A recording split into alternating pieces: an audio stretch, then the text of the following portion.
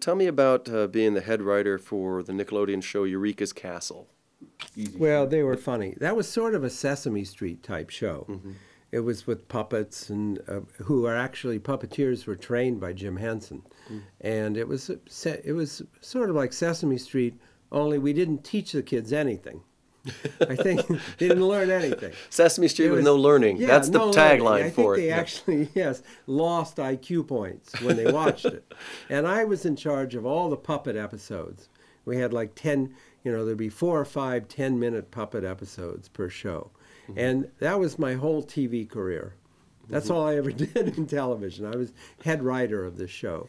And it was fun working with these Henson-trained puppeteers. And it was... the collaborative part of this was a shock to me. Because if you're a writer and you write novels, you sit at home. I sit home with the dog, not much conversation. And I sit there and type and write what I want and send it in. But when you write TV scripts and something, it's totally collaborative. And I would write a script and bring it in, and then everyone would sit around the table, the puppeteers, the producers, the director, the network people, the Nickelodeon. They'd all sit around a long table and just rip the script apart. Just rip it apart. And let's see what he thinks about it. Let's see what this person... It was like a shock to me, the whole process. And it took a long time to get used to that. And then, luckily, I would go home, write another script, and then the same thing would happen. And then I'd go home, write another script, and then we would shoot the puppet segment that I wrote, and the puppeteers wouldn't say one word that was on the script. They would do their own thing, and they were I didn't recognize any of it. I'd spent all this time writing this thing, and luckily, they were really talented and really funny, and I could take credit. What was it?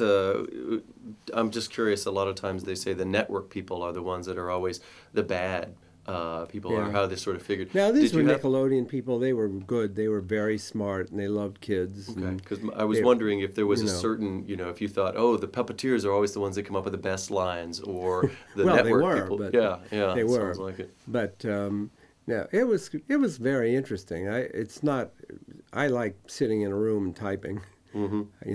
But I had a lot of fun. I think we did 100 episodes of Eureka's Castle. That was a lot of fun for me, and I met a lot of great people. Okay. Now, I'm sure that many kids ask you the question about what happens when you encounter writer's block, but it seems like you might not have. Yeah, don't say anything. I haven't. I can't. Kids always ask about that. Right. And I tell them the truth. I mean, I don't have time for writer's block because I have so many books to write.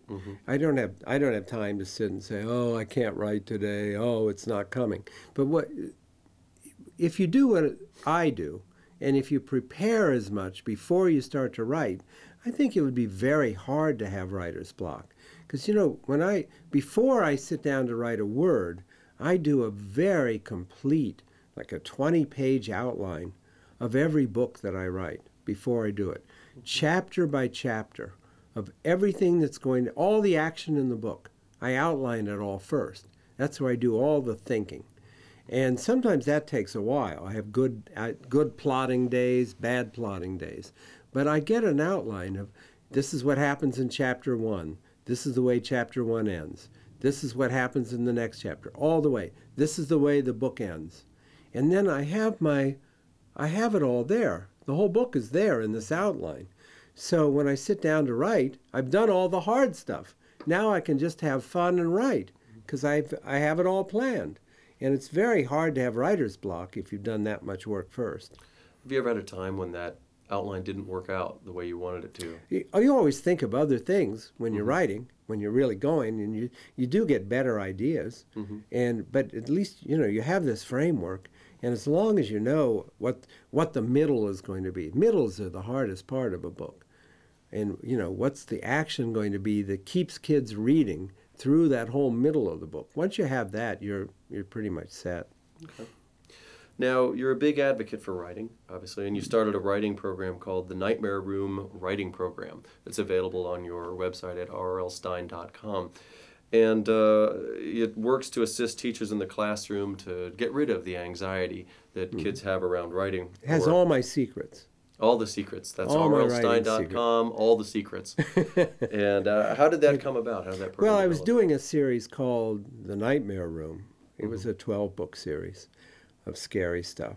And we just thought it would be a nice thing for teachers because we get so many questions. The questions, where do you get your ideas from kids and, and from teachers? Where do you get your ideas? How do you avoid writer's block? How do you get, I get off to a good start in my book, but I can't ever finish it. What do I do? Where do you find out, how to do this? And we just thought, okay, we'll sit down and we'll put together a program with all my secrets and all these tips. It's a 16-page writing program with projects and with things they can do and exercises. And I just sat down and wrote it. And it's got 3 different ways to get ideas for something. This is the most asked question. And I didn't really understand it at first. Why does everyone ask, where do you get your ideas? Why do they care? Why? What is that question? And I always wanted to say, where do you get your idea? We all got ideas, but I had to take it seriously since so many kids asked it. And I realized that kids are asked to write more than anyone on earth. Kids have to write more than anybody. They have to write reports. They have to write book reports. They have to write essays. They have to write constantly. And this is why this is on their mind. And they think that, well, here's an author who has to have all these ideas for books. If I can figure out how he gets his ideas, then I can get ideas for all the stuff I have to write. So I took it very seriously and wrote quite a bit about how to get ideas. And it's on my website, this writing program. And it's a 16-page thing, and it's printable. You can print it and download it. It's totally free. And teachers can use it and enjoy it with their kids. It's funny. It occurs to me that the places where, and maybe this is because I happen to like these 2 genres, but the places where I've heard that question the most seem to be people that write either horror or science fiction. And I think it's because the more sort of outlandish the idea or fantastic the idea, the more people don't understand where it could be generated. Whereas I don't recall... it's probably in an interview somewhere, somebody asking Toni Morrison, say, where do you get your ideas? No, maybe not. I don't know.